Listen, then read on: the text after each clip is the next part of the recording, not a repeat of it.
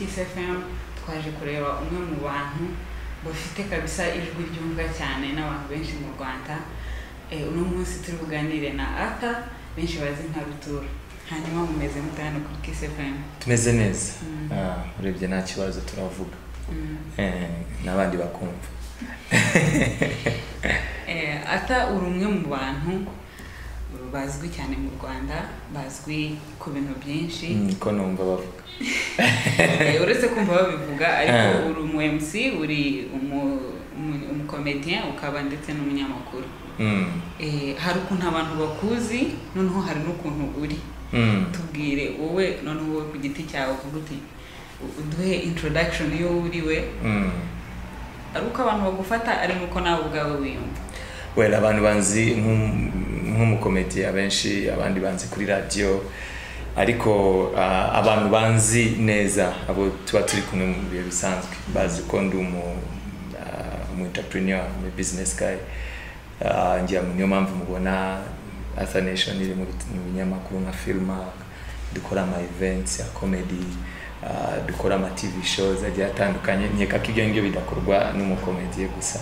So ngiye nifata as a businessman, nuvango ahantu hose mbonye yuko havamo inyungu I go. Wenda nuko cy'abantu bamenye nuko umuntu ari umukomedi, ariko nahereye kera ndi no muri mbyina muri amashirika Creative and Performing Arts Group, bintu bya theater acting bimazemo imyaka 14. Ubungu atangiye imyaka ngaho ngo twumve experience yawe n'icyo watangiri. Kaduhere ku myaka mbimazemo. So natangiye mbikora 2004, nyina mu mafilm ari international nka Shooting Dogs, nka za Shekans with the Devil, nako Operation Turquoise n'izindi nyinshi, ariko nza kubivamo njya muri comedy. Wenda ngiye on radio nibwo abantu bamenye, nkeka ariyo mpamvu bakeka ko n'umukomediye cyangwa se umu MC. Abantu ntago bazi ko ama event organizer babona ibitaramo wenda bagakeka yuko hari umuntu wabinteguriye cyangwa se iki, ko buriya bitaramo ngi baba biteguye, ngi baba byirukanzemo with my team. Yongeye ndebye umuntu ufite uri multi talented, mpita nibaza nko ufite nk'imyaka 10 kugeza nko mu myaka 20. Inzozi wumva gufite ukuntu wagiye wenda uselectinga, urumva umuntu atekereza ibintu byinshi ariko ukavuga uti nshaka kuba iki ngiki, ukuntu wagiye wivolvinga kuva ufite imyaka 10 kugera 20, wabivuga gute? Mbere nashakaga kuba umuhanzi, umuririmbyi nyiri umwana. Nakundaga Asha, Craig David, that you remind me of the car, icyo gihe zikigezweho Asha, and then ngera muri secondaire nari umuhanga cyane, natsindaga biology, chimie. Avuga ati wenda nzaba umuganga. Ariko ngeze senior 2 nibwo natangiye ibintu bya theater na dance. Nakundaga contemporary dance cyane. Hari umuntu watwigishaga wo muri Uganda witwaga Jonas. Tukajyaga even on tour, tukajya za UK, tukamara amezi 3. Ngiye buriya nashoboraga gusibishura amezi 3 ndi muri tour. Ukagaruka ukariteka nkakomeza niga nko mwa gatanu secondaire lycée de Kigali.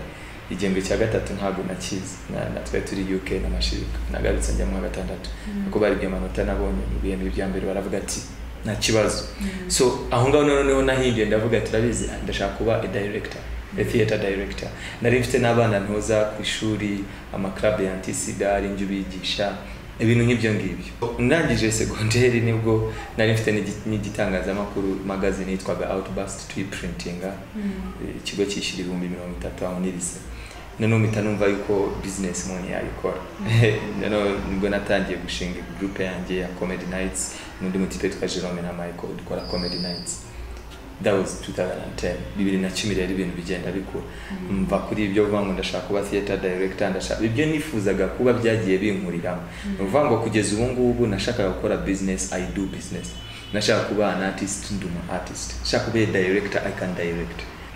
Iyo noneho umuntu akurebye akazi ukora ngubu cyane ko abantu bakubonamo, yatangaza amakuru, yaba organizing ama event, yaba gutegura comedy, ibintu nk'ibyo byose ni ibintu bisaba creativity, kuba uri creative ku rwego rwo hejuru kandi uri highly organized. Ni gute watubwira ukuntu utegura akazi kawe, ukuntu managing igihe, ibintu ugenderaho nyine kugira ngo utegure akazi kawe kagende neza kandi ube successful? Uburyo negura akazi kanjye mfite akagenda nandikamo ibintu mfite ku munsi. Nk'uyu munsi nari mfite guhura namwe, mfite inama ku kazi nyuma yaha, hari abantu ndi bujye guhura nabo, ariko nanone mfite team nkorana nayo, mfite management nkorana nayo, aba partners. Ntabwo turi benshi, turi nk'abantu bane, ntabwo turenga bane muri Athanation niyo company nkorera. So ujya gusanga nyine iyo ndangije akazi hano njya ku office yacu, hanyuma nkapanga gahunda dufite. Niba nzi ko dufite Seka Fest, gahunda mfite kuri uwo munsi, ntabwo njya ninjizamo gahunda nafite. So nkora planninga ni iki nanone ntabwo burya bisaba ingufu nyinshi, bisaba passion. It's just passion. Iyo uri passionate ku kintu, burya njye ntabwo ndeba ngo ese ngufu creativity mbishyiramo, no. Iyo ufite passion y'ikintu ndavuga ati njyewe ndashaka kugikora, so nkuru uburyo bwose bushoboka kugira ngo ugikore. Nawe nakubwira ngo mafite akantu kamanitse ibintu biri hano iki no, mbanzi ibyo ngomba gukora, mbanzi icyo ngomba gushyiraho focus, nakora uko nshoboye kugira ngo ugikore. Ikindi njye ntabwo ndi umunebwe, ntabwo ndi babantu ngira ubunebwe, ndi umunebwe mu kuryama. Iyo naryamye ntabwo mbyuka, ariko iyo nabuvuyemo se ngusubira. Ku kintu kijyanye na comedy hari ukuntu abantu bibaza ni gute umuntu abona joke muri uku kwezi utaha kabona indi utaha kabona indi. Ni irihe banga ukoresha kugira ngo buri gihe ufite ikintu gishyashya umuntu waje muri event y'ubushize atagaruka ngo yongere abone still ni bya bintu? Ugomba kubaho, you have to live kugira ngo ubone jokes. Iyo mvuze kubaho ntabwo mvuga ngo uve ku kazi utahe, uve mu rugo ujye ku kazi. Iyo mvuze ngo kubaho, va ku kazi uhure n'abantu, va mu bantu ujya kureba match. Niba ari sport iri gukina na APR, genda uyirebe. Ushobora kureba uvuga ibyo wabonye, buriya ntabwo uvuga ibyo wumvise. Ntabwo brag wicara ngo utekereze uvuge ngo aka kantu nakandika. Niyo utekereje uba wibuka, ntabwo ari ikintu gishyashya. So brag zose uzareba abantu bakora izo mu buzima busanzwe, urumva ko yati nagiye kwiga imodoka, nkavuga urugendo rwo kwiga imodoka, nkavuga urwo gukorera perime, nkavuga kuri za demarage. Nuvuga ngo wowe biragusetsa kuko nawe byakubayeho. Burya brag iryo yuzi ibyo uvuga yuko undi muntu byamubayeho. Abantu bari mariye nabo bakunze gutera brag zabo kuko bari mariye. Njye ntabwo natera brag y'umuntu uri mariye ko ntabwo ni mariye, ariko nawe ntabwo wandisha brag y'umusiribateri. You see, so ibya buri munsi nshobora gucya ku cyapa. Ejo nakiye ku cyapa handitseho ngo hano dukora amasaha 28. Urumva buri muntu arabibona ibyo ngibyo, yako ngende umukomeye mbibona bitandukanye. Nitanekereza nk'umuraraje akavuga ati mwe mukora amasanga 28, nzanye isaha ya 25 ndi mwayikora. So tumi nkayifata nkapfa kukandika. None najya kuga performinga nanone nkareba se aka kantu kari worth ibihumbi 10 umuntu yishuye nkakavanamo. Nkazavuga ati akangaka buriya nzagatera nko muri interview umuntu anunguye ambwira ati afa dutere brag yaho ngaho kumanzi ko bagiye kukarebera ubuntu, ako nkagashyiraho kaba gasesa kaba kadasetsa nzagakubita nk'ubu niba katabashesheje kazi yako. So ugasanga nyine nuko nguko umuntu apanga brags, ariko akagira na brag wicarira ukayimaraho igihe ukayubaka. Nk'ubu hari brag namazeho igihe y'abacari na Nina bakora indirimbo ya mbere Indoro, urumva bakora iya kabiri bakora iki. Navuga ati indirimbo zabo uyu zirebye kugira ngo umuntu tipe ari umukobwa agatanya kumuseduza n'icyo umukobwa nawe yabishatse ibintu nk'ibyo umukobwa abonye umutipe wanga indoro yawe iransaza. Urumva umutipe nawe nabigiremo ingufu ukajya kumva ngo mfata umomeze, urumva umutipe ukabona wabishyiramo agateke, tipe akabirangiza ukajya kumva undi wabireberaga ku ruhande nawe akaza agerageza abwira Nina ati try me Davize nzako nyura. Urumva iyo brag kugira ngo yandike ubone indirimbo ukavuga ati ndashaka kuzakora brag y'indirimbo, ati ni bande bakora indirimbo zisa nkaho zegera. So hari brag umuntu yandika igihe kirekire, akaba na brag umuntu atekereza ko kanya, hakaba na brag umuntu atandika areba ukavuga neza uko byabaye, nta kintu wanditse, nta kintu hinduye, nta kintu nk'ubu misubandira abaye nkagenda nkabivuga uko nabibonye. Ntabwo ari ibintu bikomeye, ariko nyine ngenda nakajenda nkawe iyo nfashe ikintu ndacyandika muri telefone yanjye. So iyi ngiyi aba ari the notebook yanjye. AIDS joke nk'iyi narayikoze. If artists were supermarket products, urumva yaba artist yari nka products zo muri supermarket ku buryo ujya kuzigura wazishurira ngahe. You know, King James akaza tick n'ibitanga, you know, Bulldog akaza tick, reka tureke gushyira amafaranga batajya mu nabasuzuguye. So yeah, so urumva buri brag izi zose ni brag. bigemba narahereye nandika urumva ibi ni bibiri hano ni 2015 uvuga ngo iyo zisevinze muri telefone zigumamo niyo ngo izindi telefone ziragaruka so nabwo nubundi buryo nandika plug yeah gira ikintu mbwira kuri your first crush twari muri primaire icyo gihe habagaho ibizamini byo kuririmba noneho hari ya ndirimbo ya Dilemma baby love you urumva ukaza mu kizamini ushaka kubimubwira ariko mukunda nawe ziya P6 ugahagarara imbere nyine akuri imbere ukaba ari uririmbira no matter what I do what I think about is you no abashuti banjye bari babizi bagaseka byatari mwarimu akavuga ngo he's a good performer he connects with the audience I hear munyine ngo connecting na audience ngo arabizi byatari kumenya bazi yuko navugaga kandi ku mutima ese byarangiye bimubwiye cyangwa byarangiye umunsi wo kubimubwira rero hari bube trip yo kujya ku Kibuye icyo gihe abanyeshuri nyine twagiraga trip tukipanga twese tukajya ku Kibuye ababyeyi rero bishyuraga amafaranga 10,000 urumva abana bakabajyana so jewe mama wanjye rero twarakubaganaga cyane tukiri abana se twari twaraye mu gasobanuye hakiriho filime za Komando mama yararakaye ampa igihano yuko atari bunyishyurira amafaranga kujya ku Kibuye so ntabwo nabashije kujya ku Kibuye kandi wari umunsi wa nyuma twongeye guhura dukora ibizamini bya leta kandi bize muranje ibizamini bya leta yari umwana wo mu Biryo rero bahita bamujyana USA so ntabwo byarangiye mayaho jani yawe mu bintu by'urukundo cyangwa wenda niba umaze niyo myaka yose tarongeye utubwire ibindi byose ni filime ibindi byose it's the same mu buzima bwanjye cyo koza our girlfriend very serious maze kugira ni 3 yeah nese byagiye bigenda gute kugira ngo uve kuri umwe ufata wa kabiri ufata wa gatatu iyi video igomba kubifite igihe kingana iki ko it's a long story oya comedian or summarizing uvuge nyine ukuntu byari bimeze uguti I was heartbroken kubera ino mpamvu cyangwa se nawe naramu heartbreakinze sure I was heartbroken once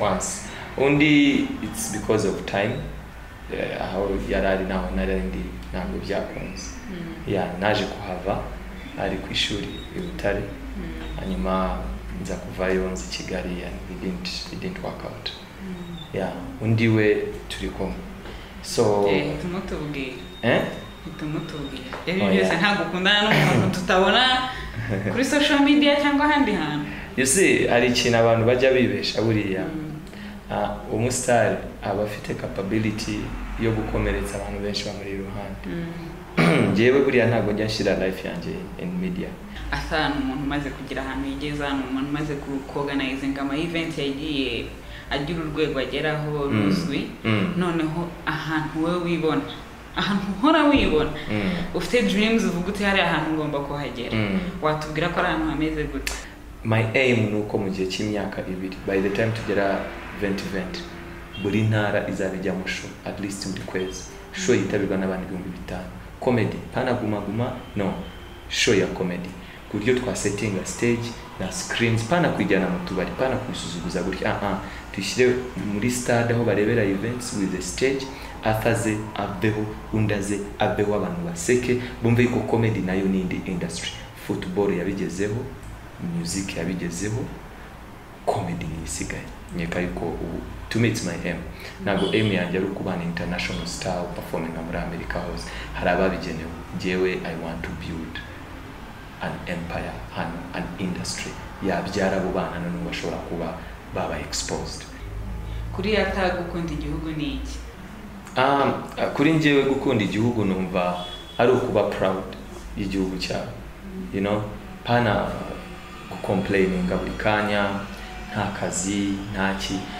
kuba proud y'igihugu muri rusange aho kigeze utitaye kuri wowe aho ugeze sinzi niba mwumva icyo nshaka kuvuga nuvuga ngo umuntu ashobora kuba ari umushomeri nta kazi abayeho nabi ari mu Rwanda ariko ntibimubuze kuba proud y'igihugu arimo kubera iki kuko afite uwo mutekano nubwo ari umushomeri afite mituweli nubwo ari sinzi niba wumva icyo nshaka kuvuga iki nanone kuba proud y'igihugu cyane nuko nagira change ngiye nazana mu gihugu cyanjye mu gihe najya ahandi nkaba ntayigezayo mvuga ngiye ba proud kuba ndi mu Rwanda so proud kubera yuko mfite icyo ndi gushyira in the Rwandan society ariyo comedy nta wundi muntu uzayizana I am one of those people bazayizana bakayishyira on a market nkaba najya in Kenya bagahamagara izina Arthur Nkusi from Rwanda burya ifite from ufite icyo bita identity to be proud of noneho bagahita bashyiraho the land of this and this uba uhagarariye uri umwambassador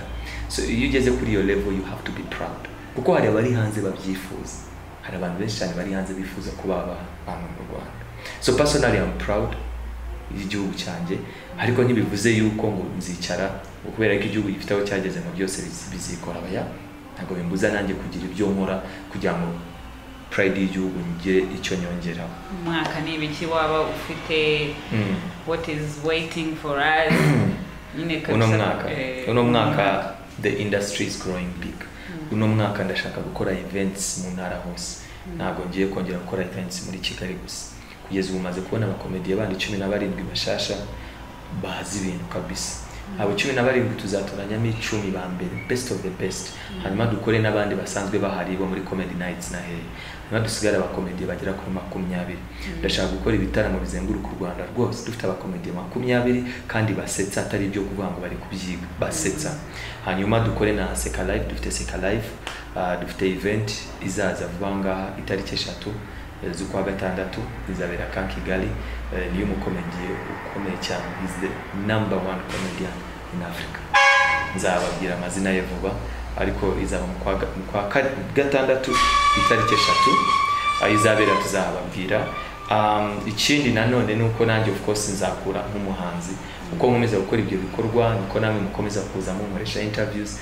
niko nkomeza kuzamuka as an artist sonyeka yuko level ndi ubu ngubu by the time umwaka urangira nzaba ndi ku yindi level uyu mwaka mfite one man show aho nza performing amasaha 2 yitwa Arthur Celebrates izaba mu kwa 12 ubu ngubu ndi kwitegura vango nza ubundi ahangaha ngenda nkora iminota 10 20 ariko hari abantu bankunda bumva yuko bashaka kureba Arthur bazaza bambone basetse mbabwire story for 2 hours bataye dusoza ushobora kugira ikintu ubwira abantu bagukurikira ibyo byose hari abantu bagufata nk'ikitegererezo cyangwa bagukunda juste nyine gusa kuko bakurikirana ibyo ukora nk'umuntu w'umufana akenshi abantu baba bafite ama expectations uramutse ubonye Arthur muhuriye ahantu ni ukuye kuntu interactingana n'abafana bawe ni kihe kintu nubuhe butumwa wabaha kuri kamera well first of all ngiye ntabwo nkunda ijambo abafana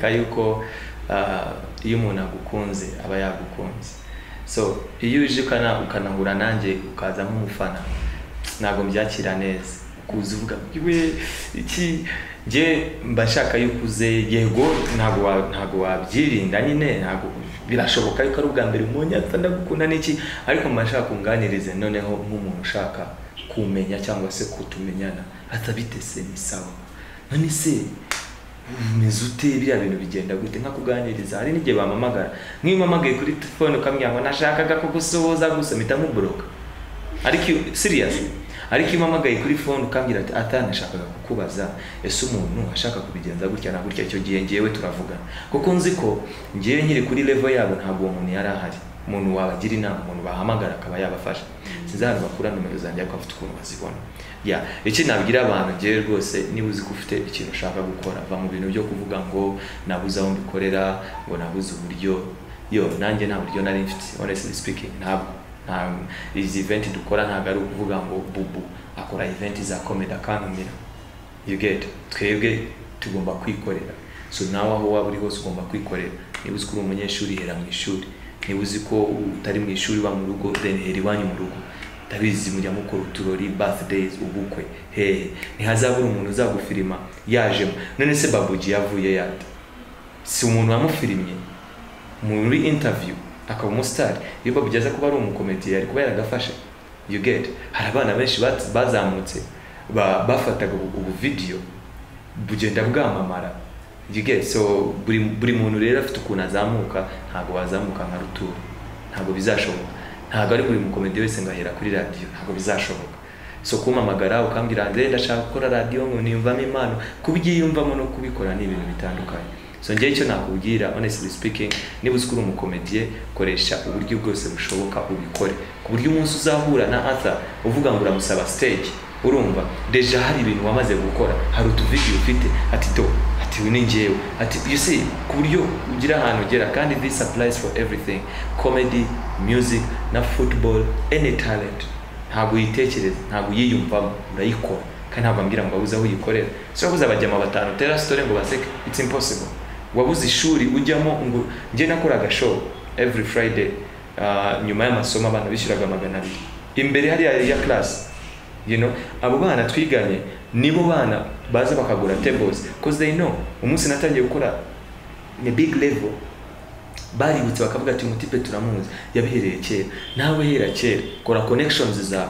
Abo mwiganye nibo bantu bazaba bahagarariye ibigo mu myaka itaha, nibo bantu uzegera usaba sponsorship bakayiguhereza, nawe usaba mutiganye urajya kubanje, ngiye nanjye mfite abanje. You get icyo nshaka kubwira abantu bakoresha ibyo bafite where you are. Niba uri no mu cyaro ukorera mu cyaro, nta mukomedi ukomeye uri mu cyaro, wahafashe ukaba ari wowe ukomeye muri icyo cyaro. So nicyo ngiye mbabwira abantu, do it. Kandi ibyo nakubwiye ntago byoroshye, ni passion. Ushaka kumbwira ase turambigenze gute, nta mafaranga ya sare ntaki, jya ku murenge ubwire executive ati sha mfite agasho mbabarira munize sare y'umurenge.